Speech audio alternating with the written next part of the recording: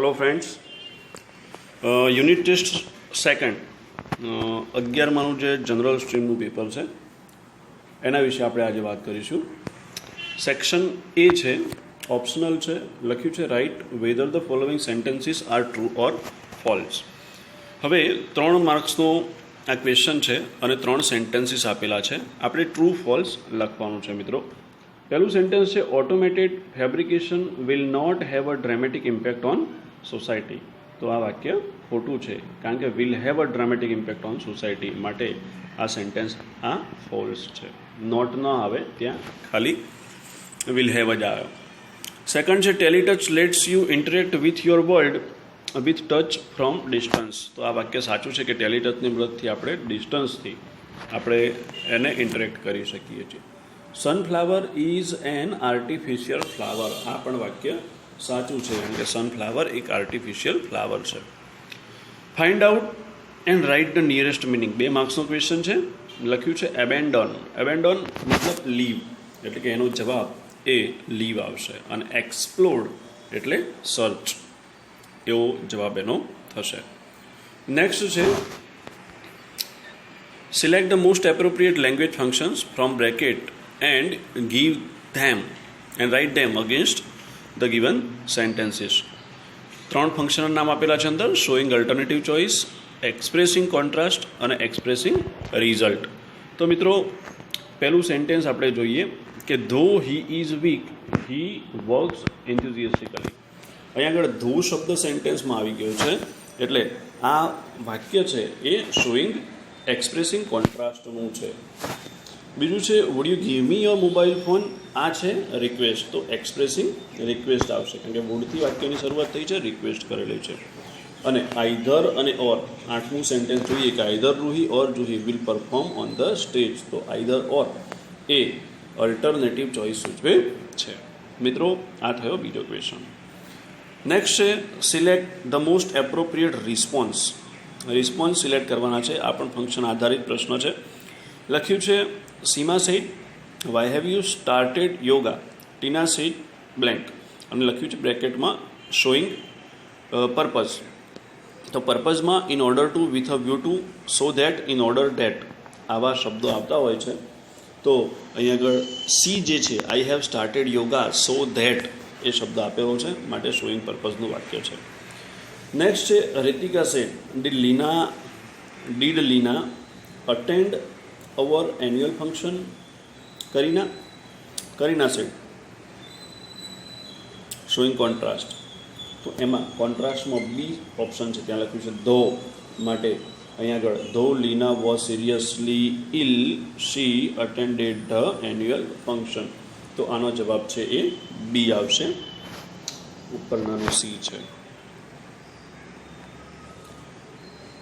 Next છે મિત્રો select the appropriate question two gate underline word phrase as answer.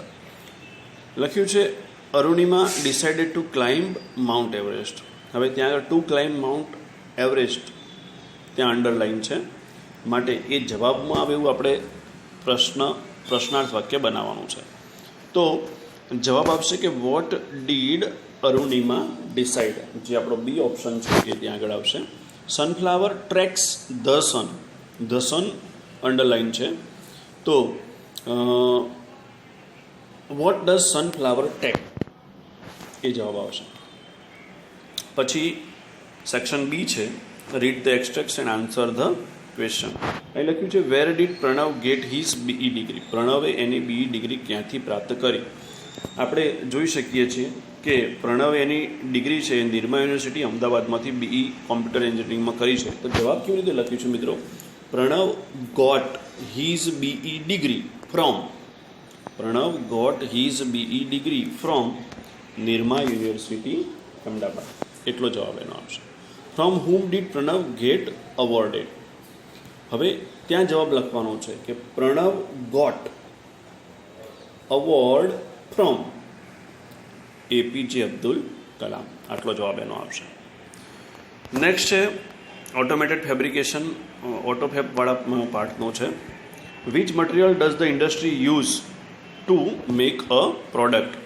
તો ત્યાં આગળ લખ્યું છે કે industry use solidification of polymer powders and other raw materials guided by design drawn on ordinary computers. ત્યાં સુધીનો એ જવાબ આવશે. અને what is the full form of autofab? તો એનો જવાબ પહેલો જ આપેલો છે. આપણે જવાબ લખવાનો, the full form of autofab is automated fabrication. Next છે Pranav Mistry, a native of Palanpur. એના એ પાર્ટનો છે. Where does Pranav belong to? Pranav ક્યાંથી બિલોંગ કરે છે? તો પ્રણવ બિલોંગ્સ ટુ, ડઝ છે એટલે બિલોંગ્સ થઈ જશે, પાલનપુર, નોર્થ ગુજરાત. અને what are the function of futuristic watch gear? The functions are, એવું કરીને પણ તમે લખી શકો, અથવા તો ડાયરેક્ટ લખવાનું કે you can check messages with a glance or make conversation 007 style by the futuristic of the futuristic watch gear, by the futuristic watch gear. ફરીથી, you can check messages with a glance or make conversation 007 style by the futuristic watch gear. Next છે પોએમના question છે section સીમાં. મશીન્સવાળી જે poem છે આપણી એમાંથી છે. લખ્યું છે ક્વેશ્ચન છે 19મો, from where were the machine taken? તો the machines were taken from the orbit and mine. અંદર સીધો જવાબ આપેલો છે કે machines were taken from the orbit and mine. What were done to design machine? તો machines were cast and wrought and hammered to design. Machines were cast and wrought and hammered to design. Give to rhyming word. બે rhyming word આપવાના છે. તો ત્યાં આગળ બે rhyming word આપીએ આપણે. તો એક છે પીટ અને ફીટ, અને બીજો છે માઇન અને ડિઝાઇન. આ બે રાઇમિંગ વર્ડ છે. પછી ફ્લેમિંગોવાળા પાઠમાંથી આપેલો છે આપણને એક પેરેગ્રાફ. લખ્યું છે the snakes were indignant and they bit the flamingo. Snake પજવે છે ફ્લેમિંગોને અને એને કરડે પણ છે. Their bodies and legs were itching and got hot. તેમની બોડી અને લેગ છે એ ઈચ કરે છે, ખુજલી આવે છે એમને અને એ ગરમ થઈ જાય છે, એટલા માટે they ran to the lake, એ લેકમાં જતા રહે છે. Since that they don't go out of the lake because only the water can calm the pain cause by the bites. પાણીમાં એટલા માટે રહે છે કે તે પાણીથી એ શાંત રહી શકે છે અને પેઇન પણ ઓછું થાય છે. Which left their legs red and their feathers pink like summer ducks. જે એમના લેગ્સ અને ફીધર્સને સમર ડક્સની જેમ પિંક રાખે છે. ધીસ ઇઝ એન આર્જેન્ટિનિયન ફોક ટેલ. એવી એક આર્જેન્ટિનિયન ફોક ટેલ છે, એક કહેવત છે. બટ વોટ ડઝ સાયન્સ છે? પરંતુ સાયન્સ શું કહે છે? Young flamingo hatch with grey feathers but adults range from light pink.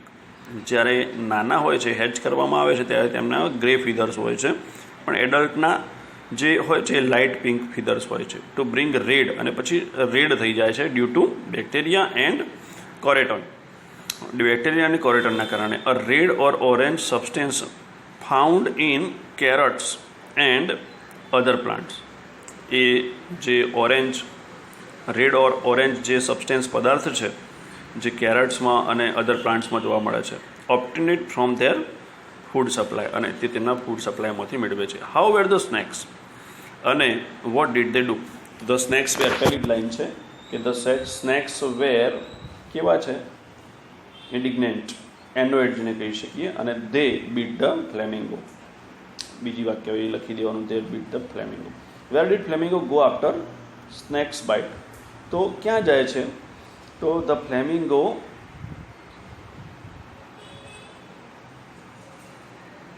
In two the lake. બરાબર.